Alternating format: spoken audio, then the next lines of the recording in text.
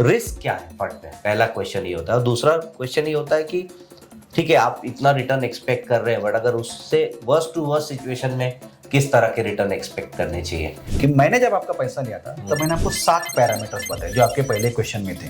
मैंने सभी कंपनी में किसमें क्या फॉलो किया, किसमें क्या फॉलो नहीं किया। तो अप्रैल 2022 में हमने चालू किया था, 0 AUM था, 6 एम्प्लॉइज थे। आज टोटल 0 AUM 4.25 साल के बाद हो गया 11,000 crore. High risk high reward, high risk high reward equity में कंसेप्ट है।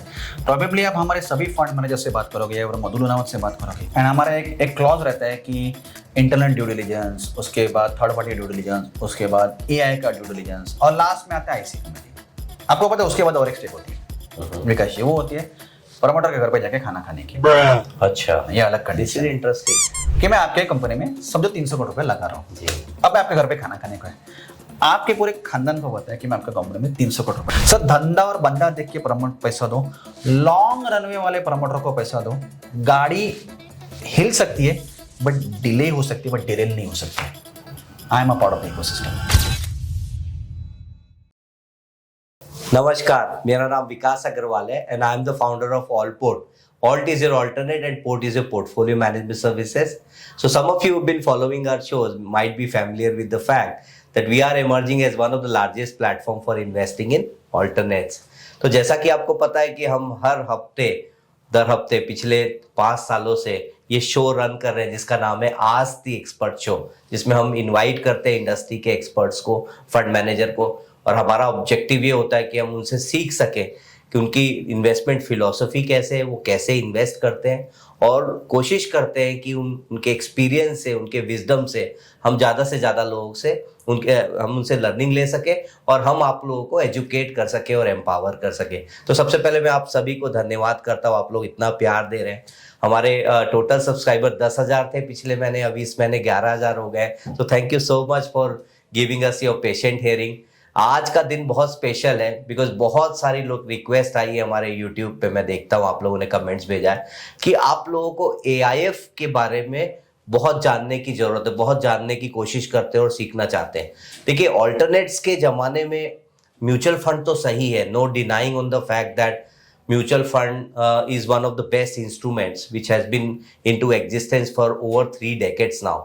लेकिन अभी जो नया जो जिस तरह का इन्वेस्टमेंट लैंडस्केप हमें देखने को मिल रहा है कि AIFs are playing very very important role, और इंडिया एक ऐसे इन्फ्लेक्शन पॉइंट पे है जहाँ पे US 1980s में था, जहाँ पे स्टार्टअप को काफ़ी एनकरेजमेंट दिया जा रहा है और यहाँ से प्राइवेट प्लेसमेंट्स में बहुत बड़ी अपॉर्चुनिटीज क्रिएट हो रही है जो एक म्यूचुअल फंड निवेशक के लिए कंप्लीट मिस हो रही है। तो हमने बहुत सोचा, फिर हमने सोचा कि किसे बुलाया, तो हमने सोचा एक ऐसी कंपनी को बुलाते हैं, एक ऐसे इंसान को बुलाते हैं जिनका योगदान जो है AIF इंडस्ट्री में बहुत बड़ा देखने को मिला है पिछले कुछ वर्षों में, और ही has been instrumental in terms of shaping up the AIF landscape in India. So please join me in welcoming Mr. Nishad. So thank you so much Nishad ji for taking the time out. Thank you. जैसा मैंने बोला कि निशाद जी brings about more than 2 decades of rich experience when it comes to investing in capital markets, more particularly in unlisted space. That's number 1. Number 2, जो company represent कर रहे the wealth company, आपने सुना होगा अभी रिसेंटली इन्हें म्यूचुअल फंड का licence मिला, बट बहुत लोगों को आपको ये शायद पता नहीं है कि म्यूचुअल फंड लाइसेंस जो है वो थर्ड स्टेज का ग्रोथ एक्सपेंशन पे था, बट जो फर्स्ट फेज और सेकेंड फेज में निशाद जी ने बहुत इंपॉर्टेंट रोल प्ले किया, कंट्रीब्यूट किया। सबसे पहले he was the first one to not only design but to conceptualize the entire AIF structure within the organization, and that is called Pentamoth. So Pentamoth के नाम पे पहले था, करेक्ट। तो Pentamoth में इन्होंने पूरे इन्वेस्टमेंट स्ट्रैटेजी को डिजाइन किया, इन्वेस्टमेंट टीम को स्ट्रक्चर किया एज अ फंड मैनेजर, और उसके बाद में because they had this merchant banking license already into existence, उसको लेवरेज करते हुए अपना फंड स्ट्रक्चर किया ड्यूरिंग कोविड टाइम।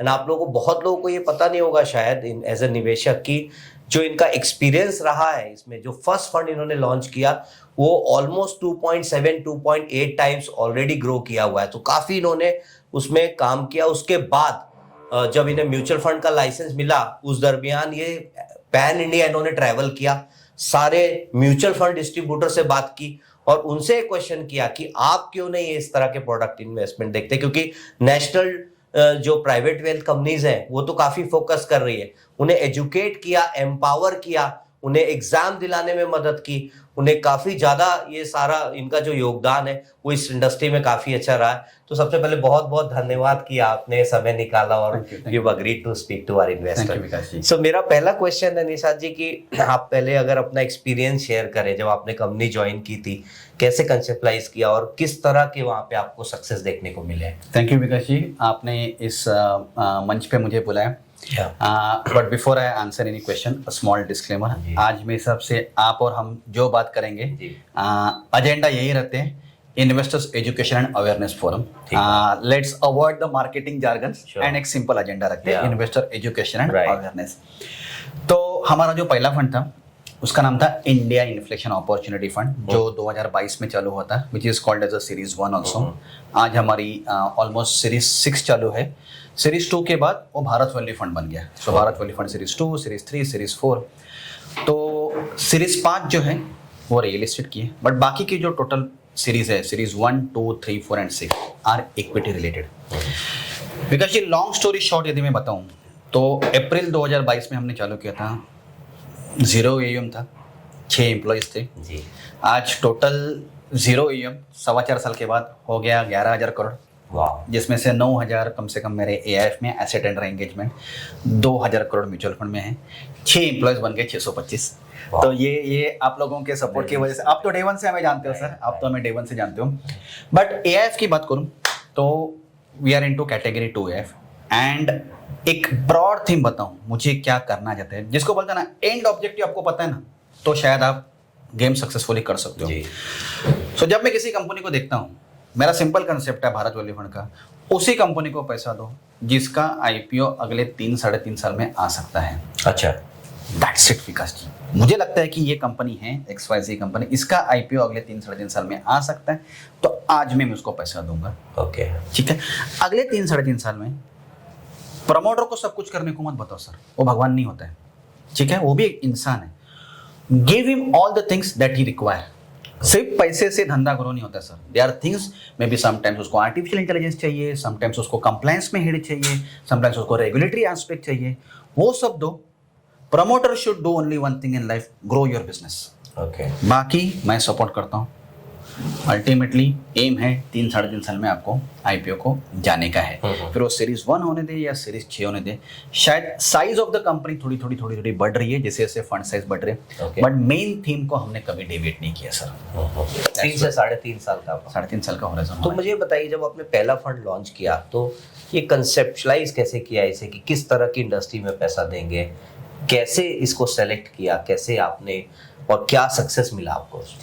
आप मेरी सभी इन्वेस्टी कंपनी यदि आप देखते हो ना, तो आपको इसका आंसर मिल जाएगा। कोई चीज़ें हमारे सभी सीरीज 1, 2, 3 में जिसको बोलते हैं ना सिलेक्शन क्राइटेरिया, तो सिलेक्शन क्राइटेरिया को विकास जी हमने कभी डिबेट नहीं किया।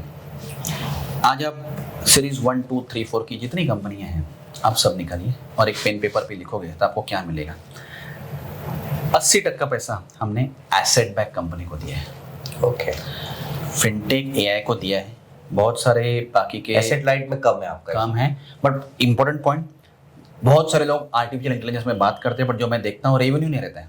मेरे पास भी AI कंपनी है, अप्रोच करती है, मैंने पैसा भी लगाया, बट एक का पैट 125 करोड़ के ऊपर का है, दूसरे का मैंने पैट बोला, दूसरे का पैट 200 करोड़ के ऊपर का है, तो ग्रोन अप कंपनी है। तो एसेट बैक कंपनी को मैक्सिमम पैसा क्या है। मोस्ट इंपॉर्टेंट पैसा, मैं जिस कंपनी में पैसा लगा रहा हूँ, अब देखो अनलिस्टेड में विकास जी बहुत सारी कंपनियां ट्रेड हो रही है, ठीक है, मुझे उनके फेवर में उनके खिलाफ कुछ बोलना नहीं है, बट आज एक फंड मैनेजर के तौर पे आपको वो चाहिए जो अदरवाइज आपके पास नहीं है। आज अनलिस्टेड कंपनी जो मार्केट में ट्रेड हो रही है वही मैं आपको लाके दूं, तो आप बोलोगे निशांत मुझे तेरी जरूरत है, वो तो मार्केट में भी मिल रही है।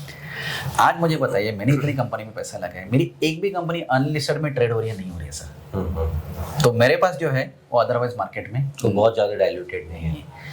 तीसरा देखोगे तो 85 to 90% मनी जो मैंने लगाया है कैश फ्लो पॉजिटिव कंपनी है sir, cash flow positive company है, स्टार्टअप नहीं है। सब कंपनी 500,000 करोड़ का रेवेन्यू के ऊपर बैठी हुई है। एंड मेरे हिसाब से आपने इस कॉल के पहले मुझे एक सवाल पूछा था कि तेरे फंड में फेल्यूर्स क्यों नहीं है। Not because I am the great fund manager, credit मैं नहीं लूंगा। आज अब मेरी सभी कंपनी ना पेपर पे होता रही है और उसमें जो प्रमोटर है ना उसका शेयर होल्डिंग प्लॉट कीजिए सर, आपको एवरेज दिखेगा प्रमोटर 70% के ऊपर होल्ड करके बैठे, बिकॉज हिंदुस्तान में कंपनियां प्रमोटर चलाते हैं। तो सिंपल है सर, 500,000 करोड़ का रेवेन्यू कंपनी में, या तो एसेट बुक है या ऑर्डर बुक है, कंपनी कैश फ्लो पॉजिटिव है, प्रमोटर अपने इक्विटी पकड़ के बैठे मार्केट में बेच नहीं रहे हैं, प्रोबेबली उसका सेकंड जनरेशन जॉइन होके बैठा है, बिकॉज ये ऐसी कंपनी उड़ते हुए आपने देखी है, नहीं उड़ती ना, बस सर वही लेके बैठा हूं मैं। तो क्या है सर, अपने को जो बहुत सारे लोग बोलते हैं ना high risk high reward, high risk high reward equity में कंसेप्ट है। प्रोबेबली आप हमारे सभी फंड मैनेजर से बात करोगे या मधु लुनावत से बात करोगे, we do not agree with that statement. Lower down the risk, you win the match on the law of averages. Risk को कम करो, आप मैच जीतते हो।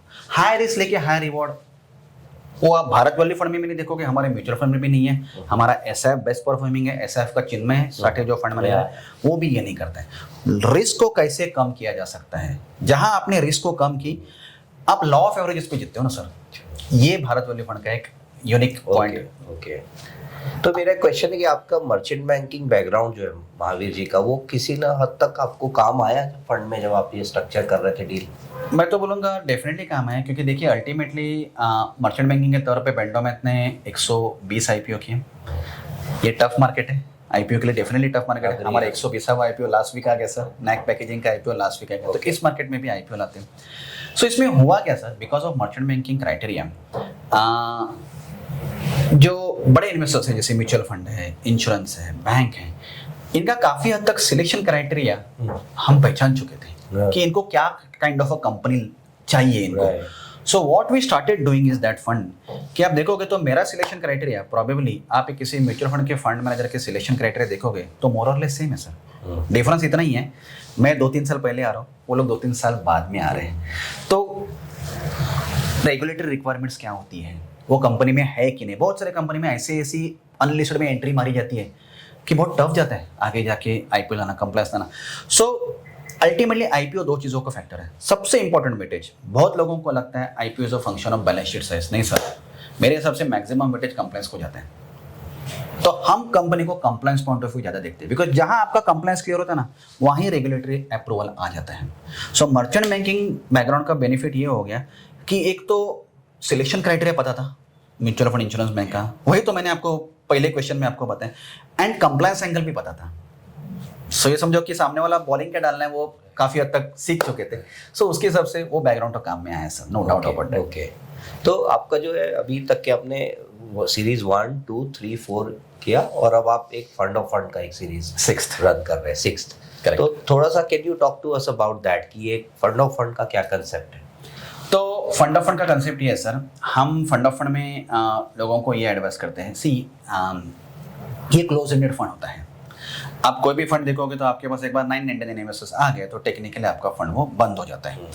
फिर कभी कभी प्रॉब्लम ये होता है कि किसी फंड में fund manager unwillingly ticket size बढ़ा के रख देता है। 1 करोड़ की टिकट आप देखोगे तो हमारे सीरीज 2 सीरीज 3 में बीच में टिकट साइज काफ़ी बढ़ चुकी थी, 10-15 करोड़ तक तो गई थी। थोड़े आपके और मेरे डिस्प्यूट भी तभी हुए थे, let's come on a friendly note. So यहाँ पे बहुत सारे इन्वेस्टर्स को हम एकोमोडेट नहीं कर पा रहे थे। सो वी थॉट लाइक कि एक काम करते हैं, एक फंड ऑफ फंड डाल देते हैं भारत, हाँ। एंड अब यदि फंड तो जो इन्वेस्टर्स मेरे सीरीज 3 और सीरीज 4 में यदि नहीं आ पाए तो मैं आपको वो एलोकेशन देता हूँ, तो आपकी जो टेक्निकली बस मिस होगी वो कर देता हूँ। बहुत सारे इन्वेस्टर्स बोलते थे कि अरे अच्छे आईपीओ हमारे हाथ में ही नहीं लगते अच्छे आईपीओ, और लगा तो 14,500 रुपये मिलते हैं, डबल भी हो गया तो क्या हो जाता है। सो अच्छे आईपीओ जाते हैं कहाँ, अच्छे आईपीओ जाता क्या, अच्छे आईपीओ एंकर के पास जाते हैं। ओके, एंकर कौन है सर? म्यूचुअल फंड है जो नॉर्मल इन्वेस्टर बनने सकते हैं, इंश्योरेंस है, बैंक है और एएफ है। तो आई एम क्वालिफाइड एंकर। आज आप देखोगे तो मेरे अर्लियर सीरीज में जो मैंने एंकर के तौर पे पैसा लगा था काफी अच्छा ग्रोथ दिखा है सर। अब मेरे सीरीज 1 का लिस्टेड पोर्टफोलियो देखोगे तो 2 साल में 63% अप है। लास्ट 2 साल में लिस्टेड का क्या हाल है आप मेरे से ज्यादा जानते हो सर। सो आप सीरीज 1 का देखोगे तो लिस्टेड पोर्टफोलियो 2 years 63% अप। तो ये क्या होता है सर, एंकर को पास अच्छे आईपीओ जाते हैं। तो मैं इन्वेस्टर्स का वो आंसर दे रहा हूँ, अच्छे आईपीओ जाते कहाँ पे। तो आप यदि सीरीज 6 में आते हो तो क्या मिलेगा आपको, मेरी बाकी की सीरीज मिलेगी, सीरीज 3, सीरीज 4, आपको एंकर प्लेसमेंट मिलेगा। अब एक पोर्शन होता है जिसके ऊपर नॉर्मली फंड मैनेजर बात नहीं करते हैं, वो है फीस का पोर्शन। सर आपने मुझे 1 करोड़ रुपए दिया, मैं आपको 2% फी लगा रहा हूँ, तो वो पूरी 3-4 साल के साथ में नहीं लगा रहा ना, तो वो फी का पोर्शन फंड मैनेजर करता क्या है, इनवेरिएबली लिक्विड में लगा देता है। तो हमने क्या किया, इस पर्टिकुलर फंड में फी का पोर्शन, बीच में आप देखोगे तो international market has given the fantastic results. Japan market has given some 76% return, Brazil market has given good return, बीच में US market Nasdaq has given close to 40% plus return. तो ये सीरीज 6 में अप टू 20% इंटरनेशनल मार्केट में invest करने का हम approval लेके आए हैं थ्रू गिफ्ट सिटी, नहीं डोमेस्टिक फंड ओनली। ओके, तो उसमें क्या होगा सर, इवन फी का पोर्शन है ना, वहां पर भी I will make an attempt to make some better delta. तो एक एक पॉइंट को चूज किया गया कि हाँ ये 30-40%, ये 50-60% अर्ली सीरीज में जाएगा, ये 20% एंकर के तौर पे जाएगा, और ये हम लोग इंटरनेशनल मार्केट में अप्रूवल, आज तक मेरे अर्ली सीरीज में इंटरनेशनल मार्केट में इन्वेस्ट करने का अप्रूवल नहीं था। सो पूरा अप्रूवल नहीं है। तो आप कैसे प्ले करेंगे, म्यूचुअल फंड के थ्रू? हाँ डायरेक्ट, एग्जैक्टली। म्यूचुअल फंड में तो अभी लिमिट्स गवर्नमेंट की एग्जॉस्ट हो चुकी है, तो फिर आप कैसे प्ले करेंगे उसको? मिलती है। तो basically what happens is that you international market में पोर्शन, पहले क्लियर करता हूँ, सिर्फ अप्रूवल लेके रखा है। ओके, सिर्फ अप्रूवल लेके रखा है। सो इन्वेस्टर शुड नॉट से कि हाँ ये इंटरनेशनल फंड है, वैसा नहीं है। बट यू बीन कॉन्टेम्पलेटिंग कि कैसा इन्वेस्ट कर सकते हैं। So basically ETF market through you can always do that investments. Okay, तो आप बट वो लिस्टेड में जाएगा, वो Flexibility unlisted है। हाँ फ्लेक्सिबल, ऑफ कोर्स। तो आप every single rupee you want to utilise for the benefit of exactly, try to make a delta of every, because ultimately देखिए क्रिकेट हो या फंड मैनेजमेंट हो, दोनों लॉ ऑफ एवरेजेस पे चलते हैं सर। आपके पास 10 बैट्समैन है, वहाँ पे एक सेंचुरी मारेगा, बाकी फेल जाएंगे, आपका 100 में ऑल डाउन हो जाएगा। उससे क्या हर प्लेयर 20-20 कमाता है, तो आप 200 बनाते हो। मेरे पास भी 12 कंपनी है, क्रिकेट में 12 प्लेयर रहते हैं, मेरे पास 12 कंपनी, सेम है सर। राइट, तो हर एक को खेलना पड़ेगा, it's a team effort. Right. सिर्फ निशा जी, पहले एक समय था प्राइवेट इक्विटी में, तो काफ़ी समय से मैं 10-12 साल से खुद भी इसमें इन्वॉल्व हूँ, कि 25-75 चलता था, 25% सक्सेस रेशियो आता था, 75%। हाँ। अभी आपके यहाँ पे उल्टा देखने को मिल रहा है, 75। तो आप ये 12 की 12 कंपनी जो प्लेयर कैसे सेलेक्ट करते हो कि एकदम सॉलिड ऑलराउंडर प्लेयर ही आपको क्रिकेट में मिले? सो इसमें थोड़ा एफर्ट्स लगते हैं सर। दैट इज आपने जो पहले क्वेश्चन पूछा था कि जब हम मर्चेंट बैंकिंग में थे, तब आपको अच्छा लगेगा सुन के कि हम टीयर 2 टीयर 3 में हमने जिस तरह से मेहनत की थी। सर लास्ट 12 साल में हमने टीयर 2 टीयर 3 की 7000 कंपनी को विजिट किए हैं, और एक स्टेटमेंट तो मधु जी ने भी दिया है, महावीर जी ने भी दिया हुआ है, 7000 कंपनी को मिल चुके हैं। ओके, आज आप बताओ, जो मैंने सीरीज 3 में कंपनी है 36% ग्रोथ दिखाई है, वो कंपनी मैंने सीरीज 1 में देखी थी, आज सीरीज 3 में मैंने उसको इन्वेस्ट किया। तो ये ओवरनाइट कोई प्लेयर नहीं बनता है सर, ये लास्ट 13 साल की मेहनत है। 13 साल से जो इंडिया के टीयर 2 टीयर 3 में जाके मेहनत करके है ना, उसका नतीजा आप देखते हैं। अधिकतर मेरी कंपनियां टीयर 2 टीयर 3 के पीछे हैं, अधिकतर मेरी कंपनियां एसेट बैक है। नॉर्मली मैं देखता हूँ तो लोग सॉफ्टवेयर, फिनटेक, IT, कॉमर्स के पीछे भागते हैं। तो ये जो लास्ट 12-13 साल से जो लेगवर्क किया ना सर, उसका ही नतीजा, वहाँ से कंपनी आ जाती है। तो आपका प्रॉपर फ्रेमवर्क है, उसको आप कैट 1, 2, 3, 4 में बकेटिंग करके, और उसके बाद में फिल्टर लगा के ROE, ROC उसका जितना परसेंटेज ग्रोथ निकाल के आप उसको क्वार्टरली रिव्यू करते हैं। करेक्ट। तो पूरा यूनिवर्स आप क्रिएट करते हैं। तो थोड़ा सा लैंडस्केप के बारे में बात करिए ना, कि इंडिया में कितनी कंपनियां भी लिस्टेड है, और आपके हिसाब से एज अ हाउस कितनी और कंपनियां आगे लिस्ट हो नहीं सकती अगले 5 साल में? थोड़ा सा सर, बॉम्बे स्टॉक एक्सचेंज में कुछ 7,500 कंपनी लिस्टेड है। ये पता लगा कि म्यूचुअल फंड 500-600 करोड़, 500-600 की कंपनी के ऊपर नॉर्मली इन्वेस्ट जाता नहीं है नॉर्मली, 700 मैक्सिमम, 700 जाता है, उससे भी जाता नहीं है। आज आप मुझे पूछोगे तो रेगुलेटर्स ने जिस तरह से रूल्स बनाए हैं, से our internal think is that, we have invested heavily into artificial intelligence. आप मेरे AI को पूछोगे तो हमारे हिसाब से अगले 3 साल में अगले 5 साल में इंडिया में एटलीस्ट 3000 कंपनियां हैं which can easily go for IPO। अभी प्रमोटर का माइंडसेट है कि नहीं उसके पीछे, उसका आंसर तो मेरे पास नहीं है, but at least more 3000 companies can definitely come into the, मतलब नंबर्स वो ऐसा कर रहे हैं, मतलब are they making more than 100 crores of PAT? बहुत सारी कंपनी। सब पॉइंट क्या पता है, अवेयरनेस का पॉइंट है। आज से आप थोड़ा 5-6 साल पीछे जाओगे, देखिए अभी क्या हो रहा है, पूरी की पूरी क्रिकेट टीम आपकी म्यूचुअल फंड एडवर्टाइजमेंट कर रही है। एक जमाने में पेप्सी, कोक, आदिदास, नाइकी बेच रहे थे, आज म्यूचुअल फंड एडवर्टाइजमेंट करें। सो म्यूचुअल फंड के एडवर्टाइजमेंट के चलते म्यूचुअल फंड का AUM बढ़ते जा रहे हैं। It's a demand supply, 82 lakh crore हो गया। और वो जितना बढ़ेगा उतना नीचे से वो नीचे सब अनलिस्टेड कंपनी का सप्लाई मारेगा, because mutual fund can invest only into the listed. So जितना म्यूचुअल फंड का AUM बढ़ेगा उतना वो अनलिस्टेड कंपनी को ज़्यादा डिमांड करेगा टू मेक इट लिस्टेड।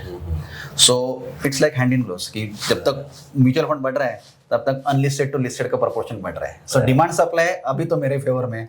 तो सिंपल है, मैं मेरे इन्वेस्टर्स मुझे रिस्क फैक्टर पूछते हैं, मैंने कहा हमेशा हंसी मजाक में बोलते हो कि आपको लगता है कि SIP का जो पोर्शन है जो कुछ 33,000 करोड़ के आसपास मैंने देखा है, 32,000। मुझे सिंपल है सर, यदि आपको लगता है अगले 3-4 साल में SIP का पोर्शन कम होने वाला है तो शायद भारत वैल्यू फंड थोड़ा डेंजर में आ सकता है। बट आपको लगता है यदि कि SIP का पोर्शन बढ़ने वाला है तो आप भी जानते हो मैं किस डायरेक्शन में जा रहा हूँ।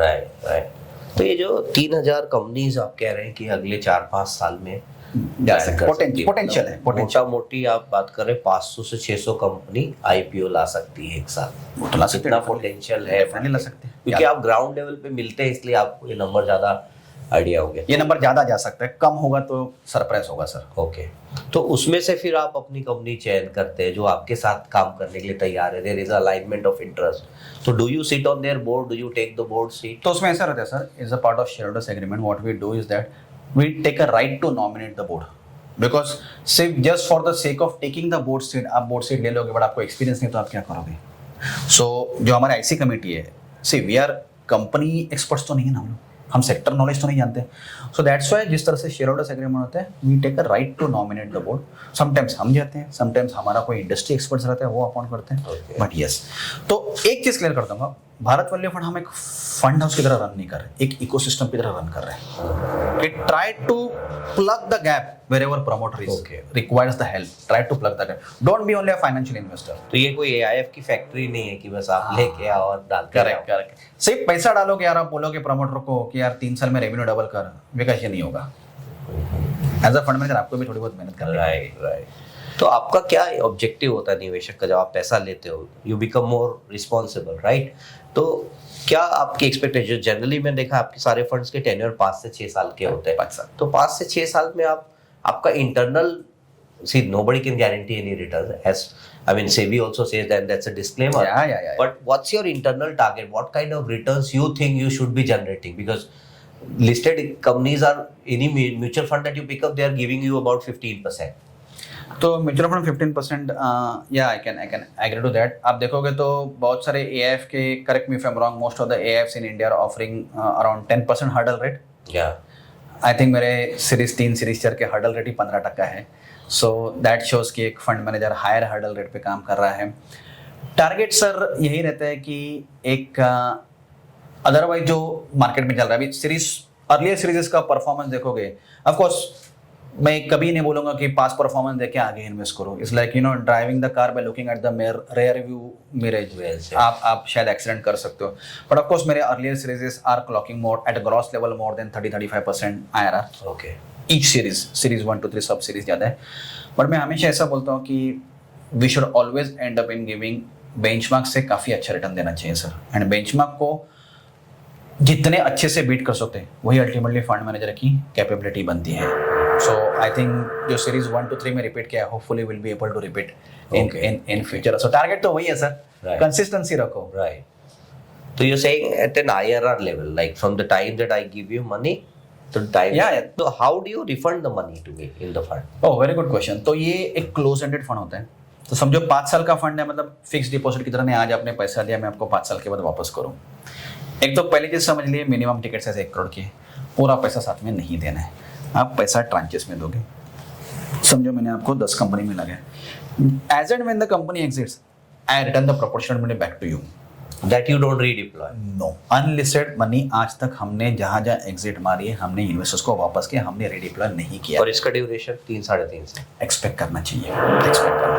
तो 3-3.5 साल बाद अगर मेरा फर्स्ट ड्रॉडाउन 20 लाख का है तो आप मैं 3.5-4 साल बाद एक्सपेक्ट कर सकता हूँ कि 20-20 लाख के ट्रांचेस में वो आप एक्सपेक्टेशन रख सकते हो, that is the expectation you can. That's a conscious call that investment team of विदा वेल company has taken. Sir AIF can never be a T20 game. मेरे सबसे टेस्ट मैच है एंड खड़े रहोगे डेफिनेटली अच्छे मार्क्स आ जाएंगे। इसमें पीरियड एक्सटेंशन होने की कितनी प्रोबेबिलिटी, जैसे 5 साल बोला, 6 साल, 7 साल?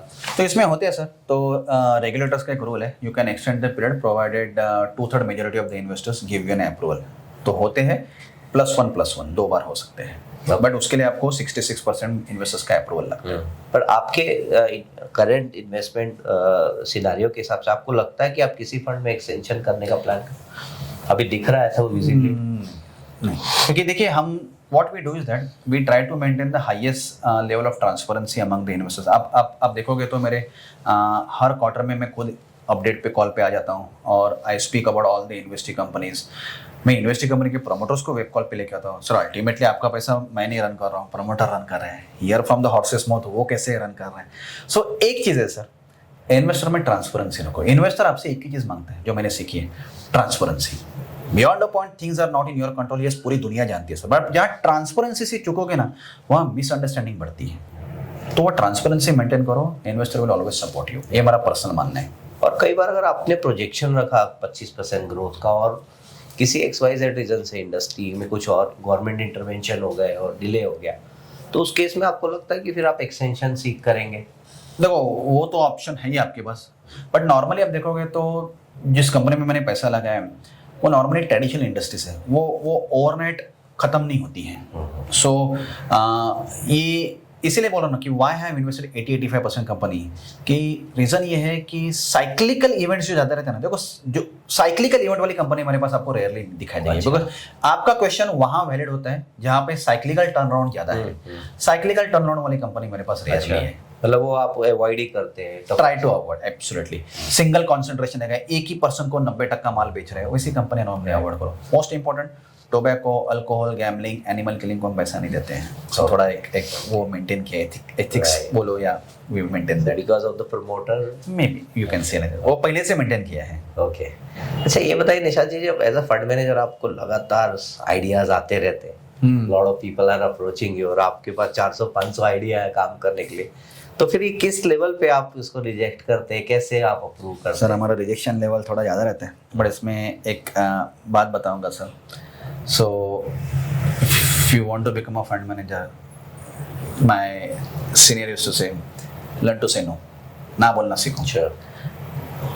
एक क्लासिक एग्जांपल दे दो सर, ना बोलने में ही प्रॉब्लम आता है। अब ना बोलना इतना ईजी नहीं है, बिकॉज जहाँ आप ना बोलते हो ना वहाँ ह्यूमन बायसनेस आ जाता है। आप जिस क्षेत्र से आए हो, इस गांव से आए हो, उस गांव का प्रमोटर आएगा, आपका नेचुरल अफेक्शन हो जाएगा उसके प्रति। काफ़ी कॉमन है। क्लासिक एग्जांपल तो हिरोशिमा के बाद सेकंड न्यूक्लियर बम नागासाकी पे गिरने वाला था। अब देखोगे तो क्योटो पे गिरने वाला था, बट वो नागासाकी पे गिरा। क्यों? क्योंकि यूएस का प्रेसिडेंट वहाँ पे हनीमून के लिए गया था। सो ह्यूमन बायसनेस ने न्यूक्लियर बम का डेस्टिनेशन चेंज किया। एक एग्जाम्पल के तौर पर तो ना कौन बोलेगा सर?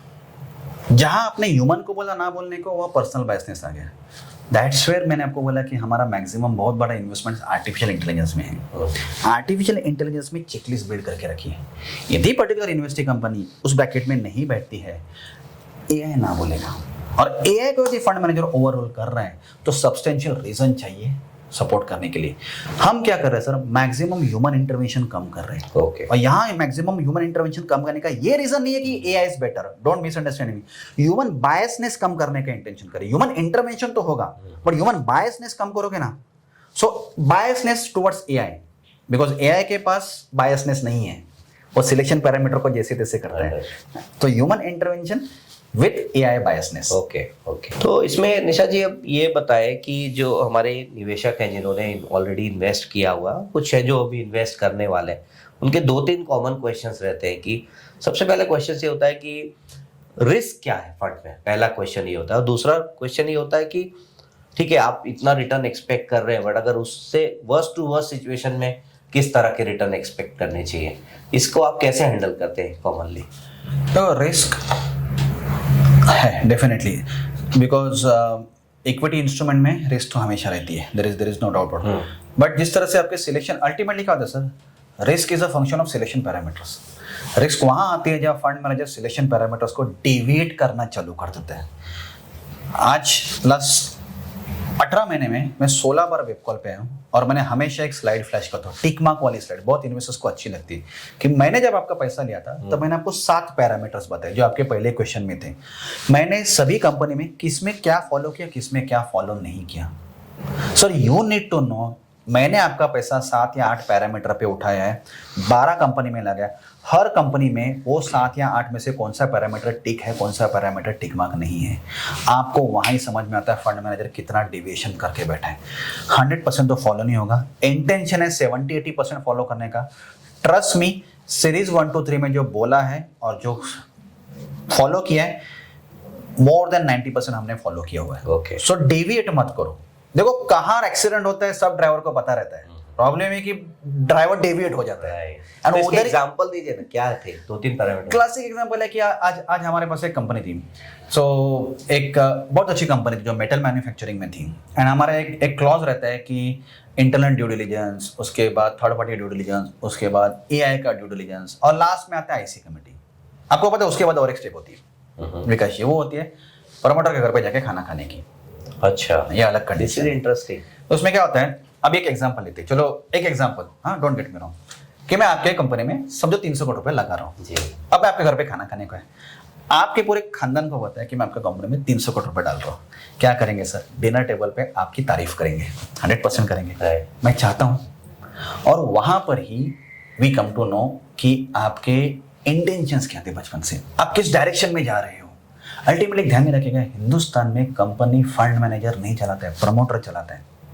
आप चलाते हो company, you are the promoter of your company, nobody knows your company better than you.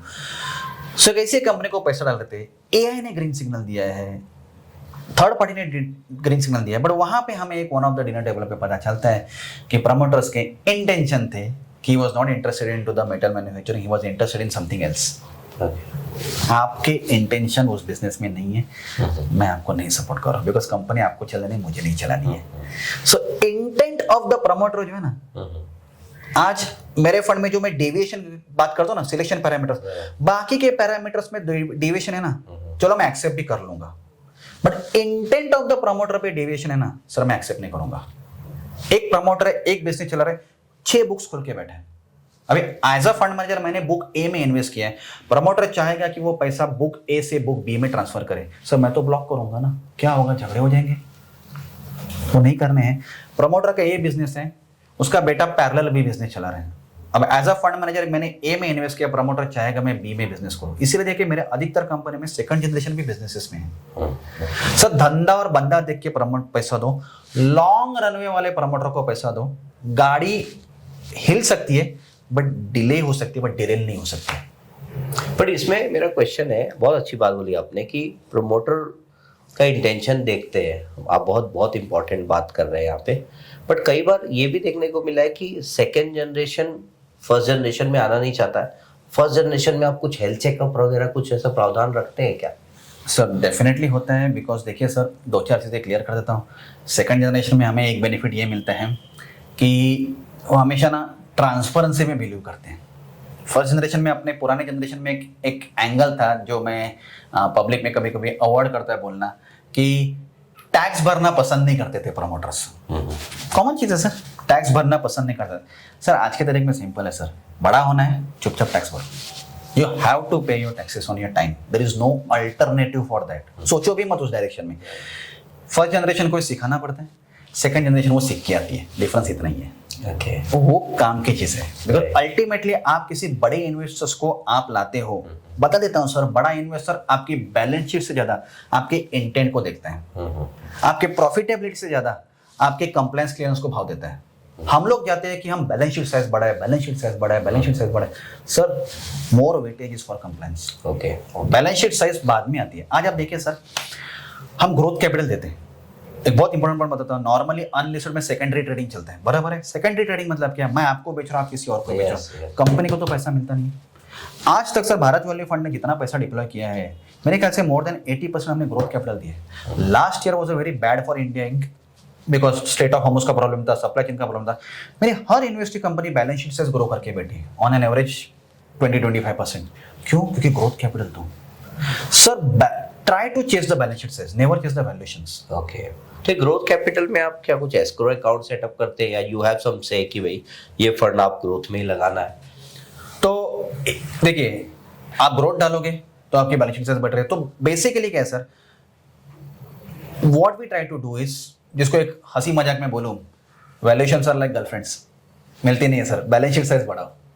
Sir हमेशा हमेशा हमेशा ग्रोथ कैपिटल में लगा है आइदर स्पेंड मनी, तो मेरा जो पैसा जाता है या तो आप नई मशीनें लगाओ, या तो आप वर्किंग कैपिटल इंप्रूव करो, या तो डेट रिड्यूस करो, do anything which will eventually reflect on your profitability और रेवेन्यू। आप सिर्फ सेकेंडरी ट्रेडिंग करके पी मल्टीपल बढ़ाने के लिए मेरा पैसा ले रहे हो, probably I am not the fund manager for that. Okay, but आप प्रोडक्शन बढ़ा रहे हो, आप वर्किंग कैपिटल इंप्रूव कर रहे हो, आप डेट रिड्यूस कर रहे हो, yes probably I give you the money. ये मैं देखता हूं, बिकॉज मेरा जो इंटेंशन है, बैलेंस शीट साइज बढ़ोगे तो वैल्यूएशन बढ़नी ही बढ़नी है, बट बिना बैलेंस शीट साइज के वैल्यूएशन बढ़ाओगे सर, आज ऊपर जाएगा कल नीचे आएगा वैल्यूएशन। राइट, इंपॉर्टेंट फैक्टर वो है। सो मेरा एक पर्सनल क्वेश्चन निशाद जी, आप अपने आप को कैसे देखते हैं, वेल्थ क्रिएटर या part of the ecosystem of the promoters to grow the promoter? Sir एक बात बता सर, मेरे इन्वेस्टर्स को एक हमेशा लगता है, मैं हमेशा ना टफ सिचुएशन में ना क्रिकेट को ऑब्जर्व करता हूँ, आप भी फॉलो करोगे तो आपको भी आंसर मिलेगा। मुझे बात बताए, आजकल इंडिया का विनिंग रेशियो बहुत बढ़ चुका है, बढ़ा है क्यों? बिकॉज इंडिया ने क्रिकेट में इकोसिस्टम खड़ी की है। सर इकोसिस्टम खड़ी करो, रिजल्ट अपने आप आ जाता है। आज मैंने देखा है, मैं फोरम पे जाता हूँ, बहुत सारे लोग मेरे साथ फोटो निकालते हैं। I am not a celebrity sir, क्या फंड में अकेला चला सकता हूँ?